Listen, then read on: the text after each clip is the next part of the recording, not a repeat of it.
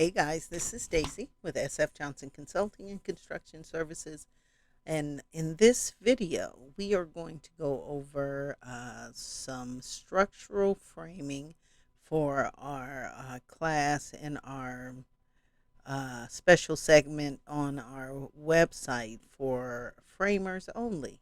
This is the structural set, and in the structural set, this is the cover sheet. You know, the structural set talks about all of the concrete framing components, posts, anchors, uh, concrete masonry, everything related to the structural set. And so in this set, we're going to talk about the structural framing. And what is structural framing? It's the shear walls, it's the posts and columns and headers and beams and how they are connected and supported.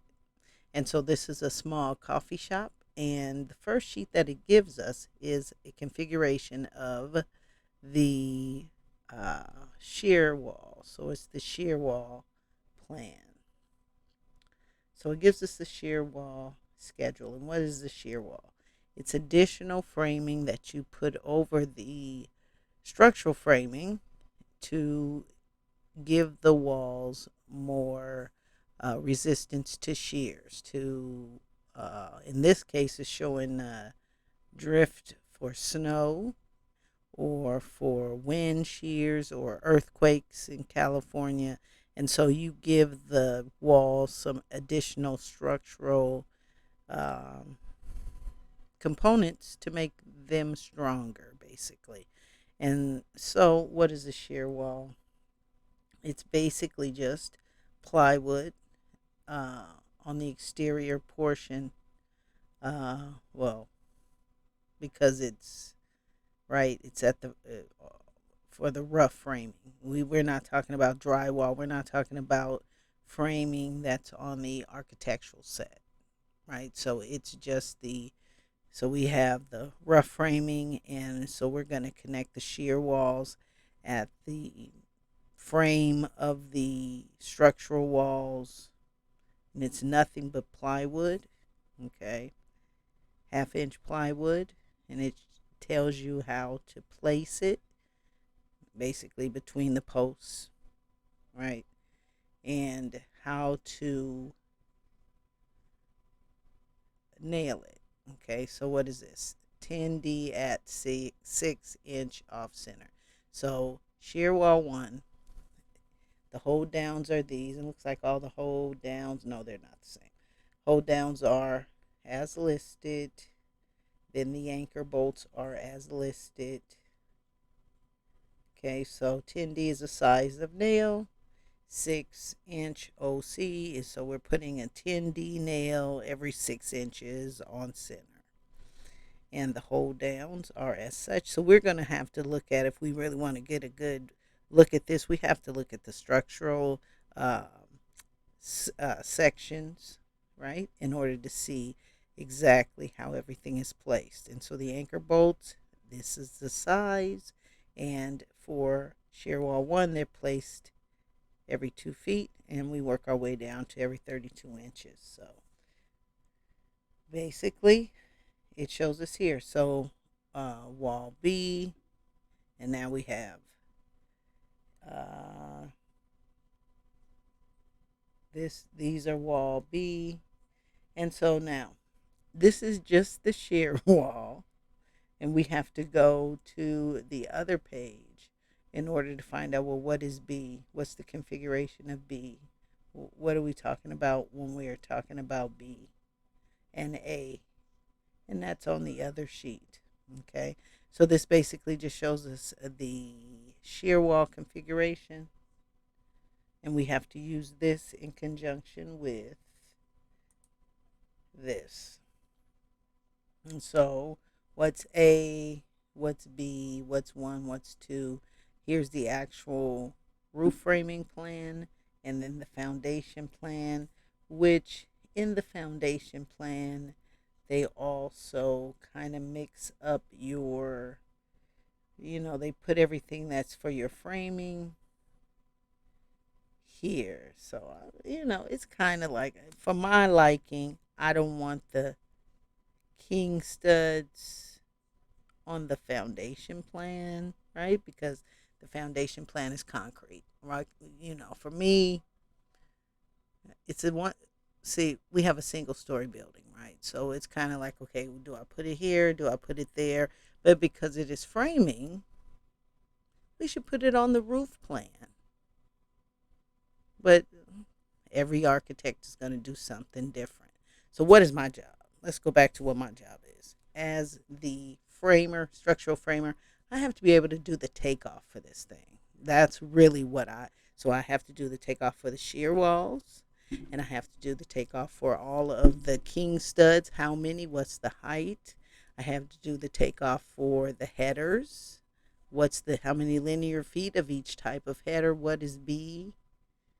So that's why we have to use this sheet in conjunction with the sheet that we already saw. What is B? Well, B is the header. And what's a header? Header is, let's go back. When we put see, that's what I don't like. It has the header here and the header here. But no, it doesn't have the header here because it doesn't mark it. It only has the king studs here, but the header's over here. Okay, so what's a header? That's header B.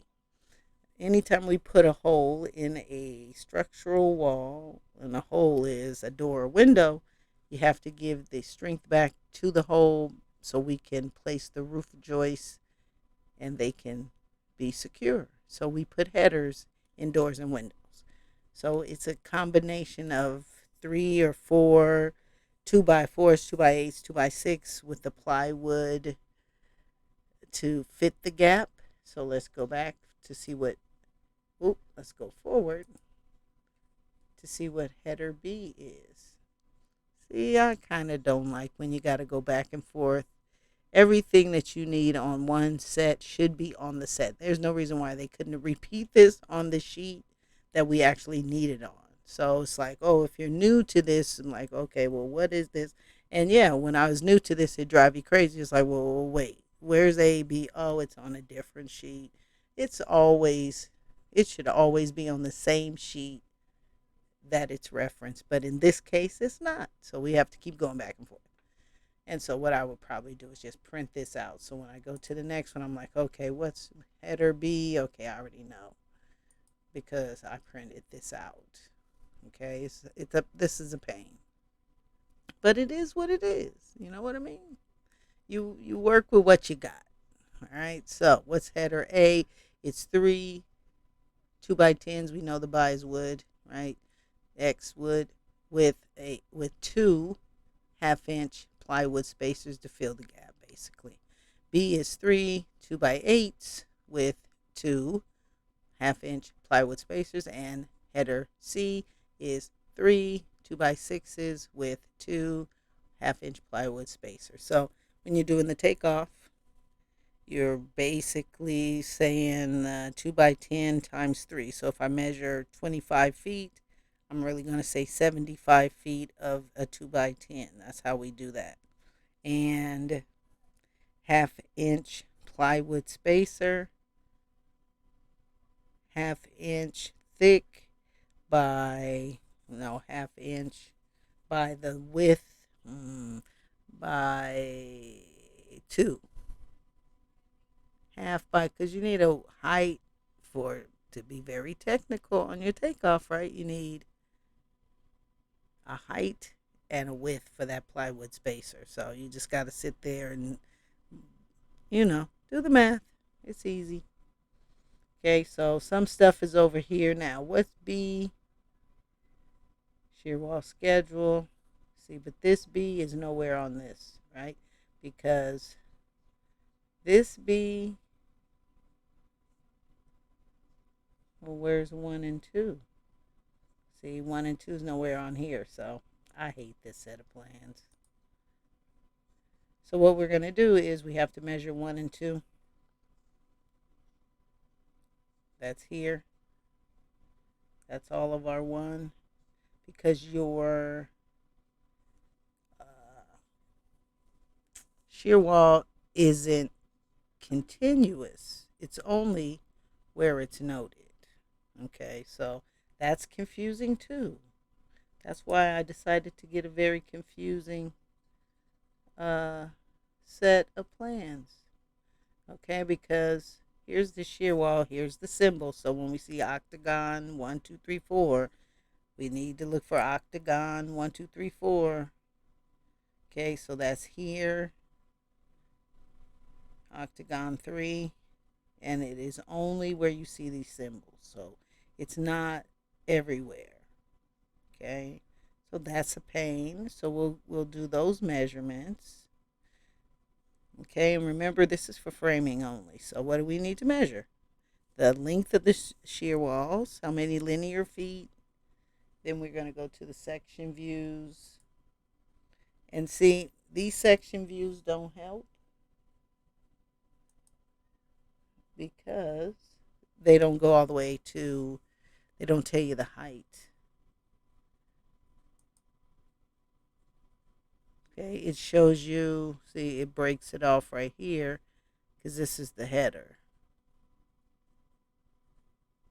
Man, this sucks because your shear wall is going to go the full length of the wall. So this right here is the header. Where's the header? Header's at the top of the window or the door. And so you have to figure out what's the top of the window, and it tells you right here. Reference the architectural set. So you see how difficult it can be to navigate when you have a crappy set of plans. And what's our job for framers only? Measure how many linear feet of shear wall, and you got to figure out what the height is because you need square feet for shear wall. You got to determine how many linear feet of the header. See, this is the one with the 3 or 2 or whatever plywood header, and then it tells us to reference the plan. So this is from section view 2 on there. Okay. And so, yeah, it could be a little difficult. But this is just the basic overview of the plans, right? We got to get a basic overview. We're the framer. Basic overview is kind of crappy because framer, we need our rough framing.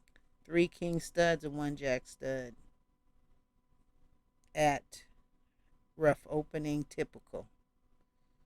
So whatever I see here, so that's why they don't have to mark this one, because they've already marked it here. They gave me the details. Typical means that this picture right here, whatever I see that represents this picture right here, which is like what, this one, that one, that one, that one. Oh, see, no. Okay, so corners, typical. So the corners, we know we have 5 at the corners because it told us. Typical is the key. And then at the openings, we have this configuration, typical. And this is an opening. And I just have to know it's an opening because I should know it's an opening. This represents an opening. Okay, so a little confusing, but not really. So again, what am I doing? Measuring how many linear feet of shear wall. This represents the shear wall, octagon 1. It's only this many linear feet. But at the corners, I have this configuration and that. So I have to measure what? 5, 10 king studs times 15, 20, 12. I don't know how many linear feet because it's going to go from the foundation, right, to the roof joist. So I have to get on another set of plans if this section view doesn't show me, which it doesn't. Okay, it only shows me from the header all the way up. Now it's very confusing because I have the shear walls. Let's go back to the shear walls. Well, we know that the wall is Let's go back to the floor plan, right? Floor section view. Here we go. Okay, so now we're at the in the architectural set. It's not telling us anything about these, right? That's our header that we're looking at on our structural set. It's not giving us info about that. But see, we have to go here to determine the shear wall height because there's nothing that tells me, and shear walls are usually that's the whole point, to attach it to the foundation, to the roof joist, and then above. And so that's the only detail. And I would just, when you do the estimate, you just got to be very detailed on how many linear feet, how many square feet of shear wall are you allowing for the plan. You got to be very detailed, especially when the plans aren't detailed. You got to write out a lot of stuff because you want whoever's reviewing your estimate to know that you've done the best based on these plans that you're given, right? To get the correct numbers. And so over time, we'll have the takeoff completed, the visual completed so you can see it. And you'll also have the pricing from a cost book. And then with the cost book, we'll be able to tell how long something takes. That's the beauty of this whole thing because you want to be able to price it correctly. If you know how long it takes, you'll be able to price it correctly. You'll be able to know how long each job you do is going to take. And so you'll be able to schedule work for the whole year, right? If you have 5 jobs and you know exactly how long they're going to take, you know if you need more work for the year. You can't just work, oh, I think this is going to take 2 or 3 weeks. No, there is a way to determine once you have your full takeoff completed how long this job is going to take to do every portion of the scope of work. So let's go back because this is for the framer. Okay, so the framer, what I'm going to do is shear walls. I got to measure how many linear feet of the king studs, right, from foundation to roof joist. I have to determine how many linear feet of uh, the headers over here. How many linear feet of header I have. And now, how do they represent the roof joists? Structural framing and always represent it with the arrows, the sweeping arrows. So I know the full roof joist configuration. And if it was something different than 2x12s, it would have another sweeping arrow and give me whatever that is. And so the full roof joist, structural roof framing and structural framing. We know that it's all 2x4 at the 16th on center. And then we have to look at, because we have a hole in the roof, right, to hold the condensing unit and the air handling unit and whatever unit. So these structural roof joists have to have their own additional structure to keep the air handling unit from falling through the roof, right? Okay, and so for the structural framing, there's a few totals that we'll come up with. All of the headers, all of the shear wall totals, all of the roof joists. Now you can do the roof joists because you actually buy roof joists based on not square feet, but how individually, right? In all of these individually, and it appears that the majority of them are 17 feet 11 inches. So that's good for this one because if the building was built another way, then we'd have to tailor our roof joists to fit that length, right? Because these are made specifically for the building. Okay, so again, for framing only, what do we have to do? The structural framing, not architectural plan framing. Structural framing, architectural plan framing, two different things. So this is S plan as in Stacy.